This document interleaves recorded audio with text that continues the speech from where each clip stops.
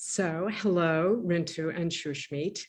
It's so wonderful to be here with you, and I wanted to congratulate you on the response to just an incredible film. You won the Audience Award at Sundance, and it's just been one award after the other.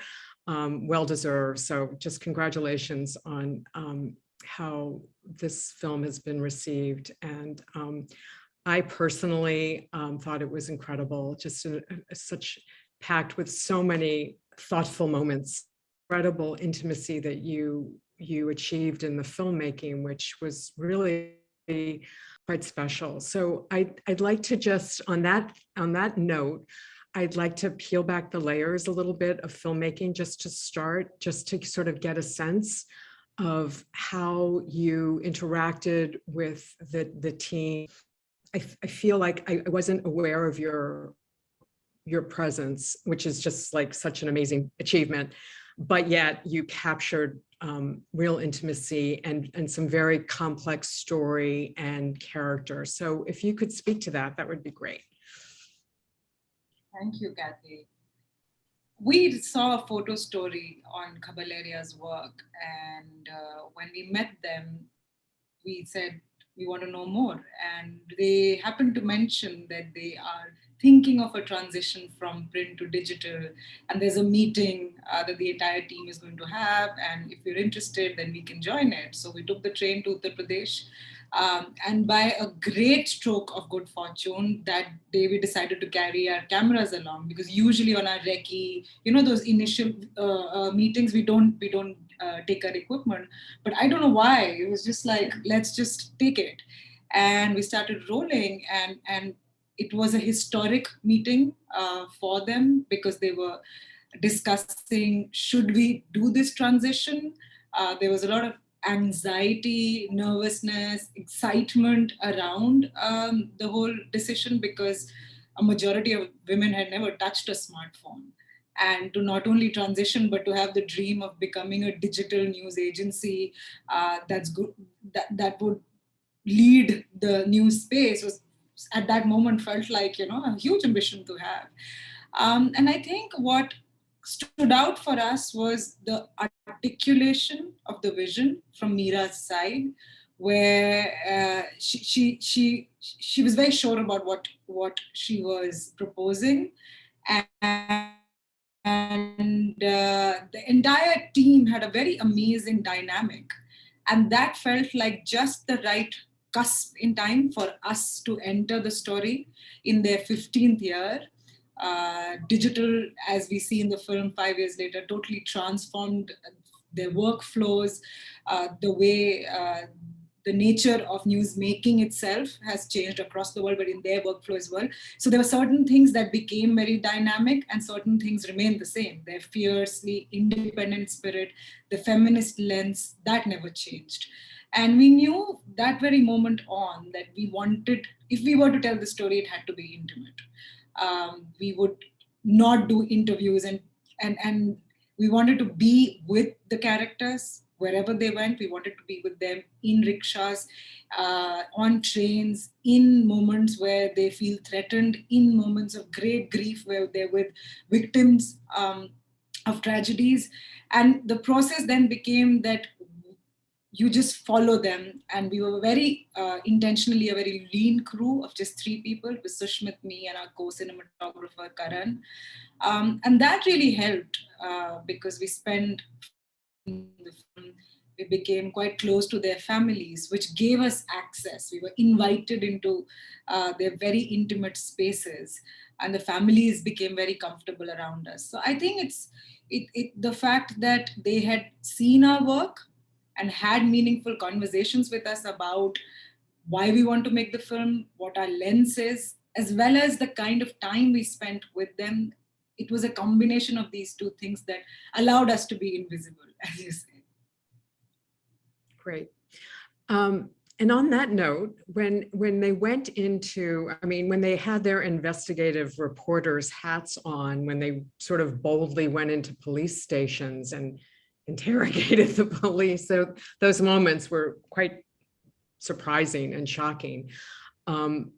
Was your presence there? Do you think that your presence in those moments had some kind of impact? Because how did they just went into these situations with such confidence and boldness, which I didn't expect, given that it's a very male-dominated society, and there's really no role for women in those moments. So how did that play out in those moments where they were sort of being somewhat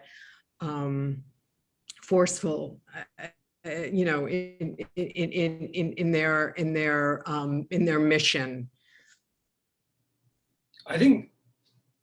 I think their confidence essentially enabled us to move alongside with them, because they, the one rule that we had between the film crew was we sort of discovered and designed quite by accident a way of communicating with each other, because for us, the moment playing out in front of the camera was pristine, and it could not be sort of polluted with our presence, so to speak. So there was no way in which we would ever say, "Oh, have you got the shot?" or "Have you rolled the sound?" Or so we were always literally silently observing them with our equipment, and there was more often than not no conversation between the journalists and us about what's going to happen next. So Mira would tell us that I'm going to go into a police station to interview an officer, and we would ask her, "Do you think it's okay if you'd come?" And she'd just consider the request and go, "Yeah, sure, why not?" Or there would be situations where she might go, "Let me go in first and check first, and maybe then it might be a good idea to have you follow us in." And that's essentially the process we followed. And more often than not, we were surprised with how easy access to these spaces was for a film crew. And I think that the fact that Khabar Lahariya had been doing this for 14 years, there was already sort of, these are journalists who are extremely savvy and exceptionally sharp, and they know how to negotiate their way around the system. And they have silent allies even within these spaces that felt hostile. So I think there was this invisible layer of protection to the work that they were doing on the ground, as risky as it was. But I think it also gave them the confidence, and their body of work and their own experience gave them the leverage to be able to move into these spaces and challenge the system, so to speak. More often than not, we were so surprised as these scenes were playing out in front of our monitors, going, what's going to happen next? And there was such a temptation to move from here to there to here to there. But that I think we ended up discovering so much about the women behind the camera in the first year. It was wonderful. And I think, yes, their presence essentially enabled us to do so much more on the ground. Very interesting. So the police, so I guess they had grown to expect the request. It wasn't like it was 14 years in the making. It wasn't they just showed up one day. It was a slow process there. I thought it was so fascinating that that I can't remember who it was that took pictures of the police report and saw the phone number of the father, and that was just incredible. Just the boldness, the sort of the confidence that took to sort of take it to that next level and really push through, finding that level of story and the victims, and that was just an incredible moment. And then I guess there was follow-up to that story that other. Can you tell us a little bit about how that unfolded? That story where she interviewed the father and I guess subsequently the victim as well? We spent a lot of time with Shamkali, and hers was the slowest track in the film. She took a lot of time to warm up to technology and just figure out everything. So every time we would be with her, there'd be something fascinating, and mostly there would be a lot of goof ups. She wouldn't be able to finish her story. So with Sunita, it was just like there are obstacles, and then she finds like inventive ways around them. With the Meera, the energy is different. She's more considered, and it's a different kind of vibe that she has with her fellow journalists and people in positions of power. With Shamkali, you don't know what to expect. Yeah. And so that day again, we were both with her, and we went. It was a village very, very far away from the town of Banda. It was a long bus ride, very hot day, and we walked up to the village, and she got stonewalled from everybody. No one was giving her information, so it felt like another day of not going anywhere. And then she said, let's go to the police station. So that's their format. They go to the village, access information, speak to the survivors or victims, then come back, get the police statement, which is really hard to get in most cases, and then file the story. At the police station, she was again immediately, pushed back. And usually Shamkali sort of like that's the end of the day for her. But I don't know what happened with her that day. She decided to go into the other room and decided to ask the police officer if she could take a picture. And that's really the amazing part. Like you have to keep pushing little by little at the walls that are coming, closing in on you on an everyday basis. So when that happened, and when she got the phone number, it was just like, wow. And we absolutely didn't know what to expect after that. When she met the father and when he broke down, and her response to his more abject grief was just so beautiful that's compassion in action, And as journalists, as filmmakers, we are always in the situation of, do I continue filming? Do I continue doing what my job is? Or do I intervene and be the human in me? And I think she managed both beautifully. When the case actually was filed, and because in most rape cases, the complaints are not filed because women don't have the agencies. There's this obviously a shroud of honor and shame, so no one comes forward. Now, because she reported the story and she had the consent of the family to do that, the prosecution happened pretty quickly. And I think very instinctively, both of us were like, this is a scene in the film. Like, this is going into the film. This is a huge moment for Shamkali. And ever since then, she's grown strength to strength. She's now their most sought after camera woman. She has been promoted to the position of a senior reporter. She's a team leader. So she's only grown from there. But I also, just to quickly add to that, feel that that's why the Khabar area model of journalism is so unique, because they're operating in a geography where most mainstream journalists are essentially agents of chaos and nothing else. And what is unique about the model, I found, was two things. One, you never give up on a journalist within the system, irrespective of what stage of learning they're at. And Shamkali was a classic example of how it was very easy for the senior leadership to go, she's not going to learn, let's give her something else to do. And I feel that that's where the perseverance of Meera as a leader essentially shone through. And there are many others like that. Sunita has now come into a leadership role. Her style of leadership is very different, but this doggedness with which they go, you cannot give up on what you are doing, and you are in the pursuit of truth. And in the Khabar area model of journalism, truth is about reporting your story. And then interestingly, a few weeks down the line, you always do a follow-up story on what you have filed, just to see whether there was impact or not.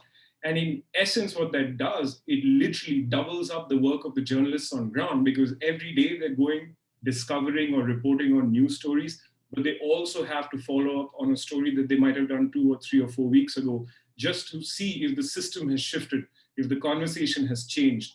And if it's not, they find ways now, because of social media, to make sure that there are key pressure points put. And these cases are, in more ways than one, they find solutions to them. And we found that absolutely fascinating. That is fascinating. And if more news organizations operated that way, it would be a different world. That's really just, that's great.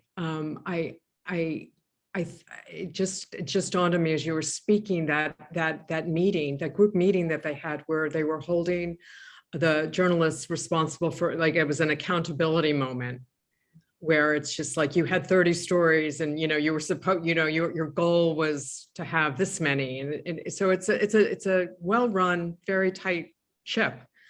But you also get the sense that mentoring and having each other's back is also at the core of their philosophy. You get that sense, obviously from Mira, who's very nurturing, and there were some wonderful teachable moments. And I thought the one with where she explains with what an angle is, that was great. And you really captured the learning curve, like on the job training, which was just a wonderful glimpse into how it works. So that brings me to sort of like, how do they recruit and sort of get that next generation of women into the system? Like, did you observe any of that? Like how are young reporters coming into the organization? I just did a long answer. So they're a fairly well-known institution in Uttar Pradesh. And now with the advent of digital, they've become even more widely known. And in the initial years, it was essentially word of mouth. So journalists within the system would reach out to someone in the village and encourage, either a young woman or a middle-aged woman to sort of like join the paper. And in one of the conversations we were having with them, they said something very interesting. They said that our focus of recruitment typically is that we usually like picking up women who are middle-aged. We usually don't go with the younger ones. And like, why is that? They're like, it is usually more often than not women who are in their 40s or in their late 30s in those parts of the country who don't have any enabling conditions in their environment. And the fact is that the stakes are much higher for them to learn, because here is an opportunity presented to you. And they essentially grab it really fast. And the first year we started filming, I would say that the average age in the room was leaning more towards the late 30s. It would be safe to say that. But I think ever since they've gone digital, I think that age demographic is also sort of expanded. They have a more younger set of journalists in their team right now.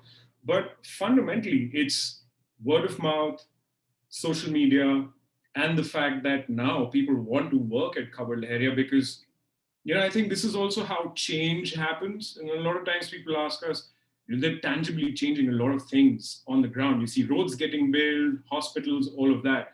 You're like, yeah, that's true. But the fact that you see a Dalit woman stepping out of her home to work as a journalist and holding accountable systems of patriarchy and power that for centuries have been signifiers of your own oppression, that really changes something. And for a young woman or an older woman or a man to be actually able to experience that is quite something. And I think that's where the fundamental change is happening, where more and more women are stepping out of the fold. And Khabar Lahariya is a model institution that is encouraging not only women, but actually men, husbands, brothers, sons, to think differently about the women in their homes. And I think that's what is so unique about what they're doing on the ground. So interesting. I want to talk a little bit about Sarita. Is that her name?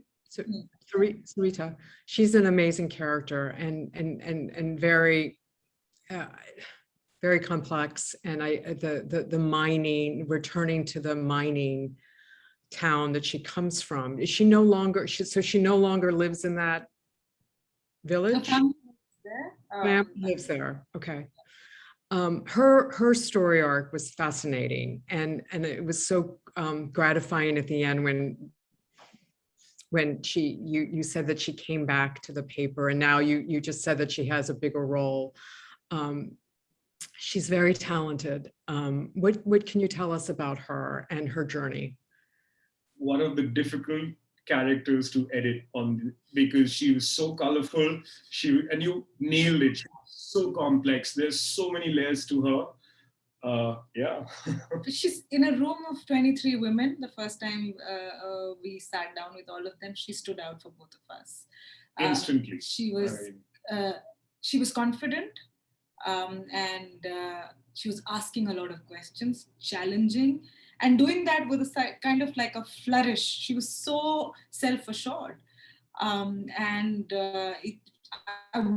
we wanted to know more about her. We wanted to spend more time.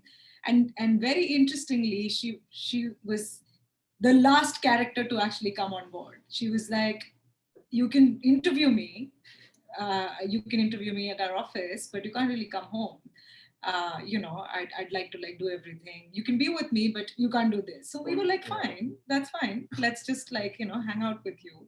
And the first few shooting schedules were heavily leaning on Meera and Shamkali. And we were just like, no pressure, just spending time with Sunita, but not really filming a lot with her till the time that she, I think a year, almost a year later, we were doing some story, and she's like, why don't you guys come over at home, spend the night, meet my family? And we were like, yes, we've really passed her litmus test. So she's that kind of a person. She knows her mind.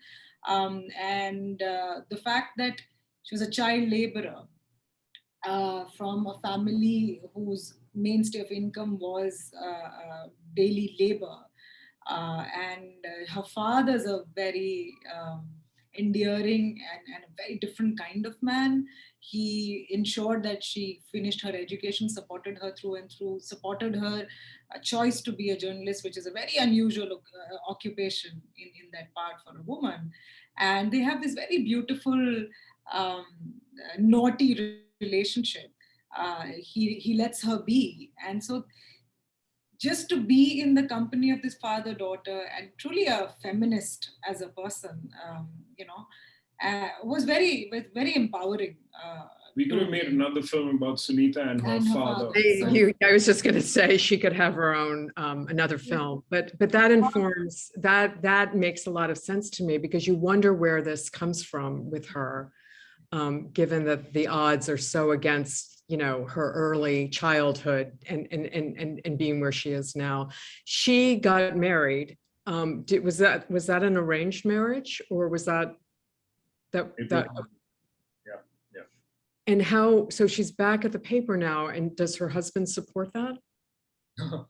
So Sunita being Sunita. So just for context, during the pandemic, Khabar Lahariya essentially redesigned their approach, and they expanded the themes that they were sort of dealing with. So they started doing podcasts. They were doing a lot of pieces on menstrual health, women's health, how are health facilities designed for women in the pandemic? Are these shelters sort of taking care of women who are expecting mothers, so on and so forth? And because there was no public transportation, the journalists had to find ways to go into the ground to sort of report. And Sunita was able to convince her husband to sort of take her to these reporting sort of districts from where she would be doing her piece to cameras and her stories. And in the course of doing that, very naughtily, she told us that, oh, you know what? I've taught him how to use the phone. And now from his phone, he's actually doing little sort of journalistic pieces, and he's opened his own YouTube channel that he's very excited about. And we were like, yeah, that's classic you. You find a way to mold yourself around the system, don't you? And she's like, yeah. And now he's very happy taking me to all of these places because he gets to report, and we discuss angles and issues with each other. So, so she's found a way around, The Sunita way. I like it. Yeah, that's good. She was an incredible person. And I when she said that she was, she wanted to protect her family and she was getting married, I was just so bummed out, and then she was back, and it was just a great thing to hear. So I guess as we sort of close the conversation, I wanted to end on on a sort of aspirational thought. Like I feel like this film should be seen by so many people. Obviously, globally, you have rolled it out, but it hasn't had much play in India. What can you tell me what your sort of audacious goal would be for distribution in India? Like what do you dream about? What do you hope, given the sort of inspiration from these incredible women? Like what is your wish as filmmakers for a rollout and distribution to as many people as possible? How do you see that? I think we need another Q&A session to figure this out, because India is such a complex ecosystem in more ways than one. Documentaries traditionally don't have a distribution over here, or fine distribution over here. But our dream really is that, you know, people across this country are able to watch this film and really experience the power of these women. And I think that more often than not, Dalit women have been represented in a certain way that's designed around victimhood. So when you see women like Meera, Sunita, and Shamkali, it really reinforces the fact that not only are the women of the 21st century, they represent what the quintessential modern Indian woman looks like or can look like. And I hope that we are able to bring the film back to India next year. I hope that I think the pandemic also has sort of blistered a lot of our plans. And we were very keen to start with screenings in Uttar Pradesh, where Kavaleria is set. But I think that's also where, you know, it's been difficult for the state. But we're dreaming big. Let's see. I mean, the film's essentially being viewed in different parts of the world right now through festivals. It's soon going into a theatrical run in the US and eventually in 2022 on TV in multiple countries. We only hope that more people are able to watch this film and find inspiration in this story to be able to imagine a world that could be a better place. And it's not just a dream. And these are women who show you how you can actually create that. Did I eat into what you wanted to say? No, not at all. That was beautifully said. So keep continuing to dream big, and I hope as many people as possible see it. And just they've seen it, the team. And how did they respond to it? There was silence after the credits rolled. And we didn't know what to make of it. And then there was applause, tears.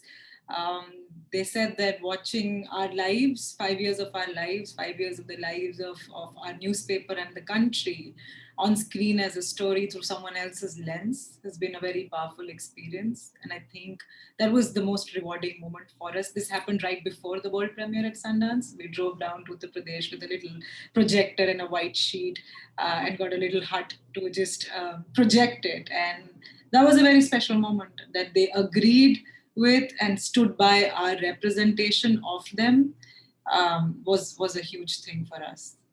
That's great. I'm sure that was a very special moment. Anyway, thank you for bringing this story to us. It's a beautifully crafted, beautifully told story, and I hope lots of people see it. And thank you for this. It's so lovely to meet you. Thank you so much. You well.